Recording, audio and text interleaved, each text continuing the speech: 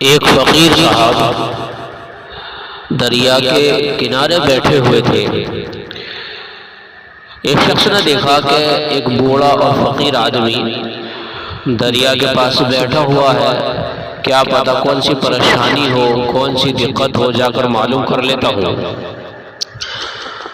قریب پہنچ کر بولا کہ بابا آپ کس چیز کا انتظار کر رہے ہیں؟ کیا مسئلہ ہے جو یہاں پر آپ بیٹھے ہوئے ہیں؟ فقیر نے کہا بیٹا میرے کو دریا کے اس پار جانا ہے، لیکن جانا بڑا مشکل ہے، اس لیے اس انتظار میں بیٹھا ہوا ہوں کہ یہ دریا خشک ہو جائے، سارا دریا بہہ جائے اور میں اس پار چلا جاؤں۔ وہ شخص جو سوالی تھا بہت حیرت زدہ ہوا کہ بابا ایک بات بتائیے یہ کیسے ممکن ہے؟ اول تو یہ دریا پورا بہہ نہیں سکتا، جائے گا کہاں؟ دوسری بات اگر یہ دریا پورا بہہ جائے اور خشک ہو جائے تو اس کے لیے اس کو کافی وقت چاہیے، جب تک آپ یہاں منتظر نہیں رہ سکتے، آپ اس پار جائیں گے کیسے؟ انہوں نے کہا کہ بیٹا یہی بات میں تمہیں سمجھانا چاہتا ہوں کہ ایک انسان جو یہ سوچتا ہے کہ میرے پیچھے جو دنیا کی ضروریات لگی ہوئی ہیں، گھر کے مسائل جو میرے پیچھے لگے ہوئے ہیں اور دیگر مسائل جو میرے سر پر بوجھ بنے ہوئے ہیں، پہلے میں ان سے نپٹ جاؤں، ان سے فارغ ہو جاؤں، اس کے بعد میں نماز پڑھوں گا۔ میں پہلے اپنے کام کو اچھا کر لوں پھر نماز شروع کر دوں گا۔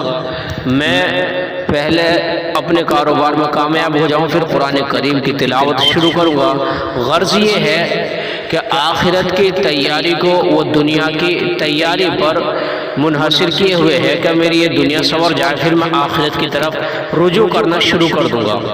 دیکھو جس طریقے سے میں دریا کے اس پار جانا چاہتا ہوں اور وہ جو راستہ اس دریا سے ہی بنانا ہے، نہ یہ دریا سوکھے گا نہ ختم ہوگا، اس لیے مجھے راستہ بنانا ہے اس دریا سے تو میں اس پار جا سکوں گا۔ اسی طریقے سے اگر آخرت کے کاموں کو کرنا ہے تو وہ ایسے نہیں ہو سکتے کہ ہم پہلے دنیا کے کاموں کو سنواریں پھر آخرت کے لیے تیاری کریں گے۔ یہ دنیاوی ضروریات، دنیاوی مسائل یہ مرتے دم تک ساتھ ہے، اس لیے ان مسائل کے ساتھ ساتھ ہمیں آخرت کی تیاری کرنی پڑے گی۔ ہمیں اپنے کاروبار کے ساتھ میں نماز کے لیے بھی وقت نکالنا پڑے گا، ہمیں اپنی ضروریات پوری کرنے کے ساتھ ساتھ دوسروں کی جو ذمہ داریاں ہیں ان کو پوری کرنے کے ساتھ ساتھ میں قرآن بھی پڑھنا پڑے گا، حج بھی کرنا پڑے گا، خدمت خلق بھی کرنی پڑے گی۔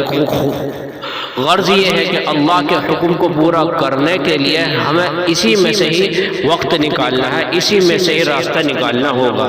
اگر ہم یہ سوچنے لگے کہ پہلے دنیا مکمل طور پر ہمارا پیچھا چھوڑ دے پھر اس کے بعد ہم آخرت کی طرف رجوع کریں گے تو یہ ایک بھول ہے اور ایک وہم ہے۔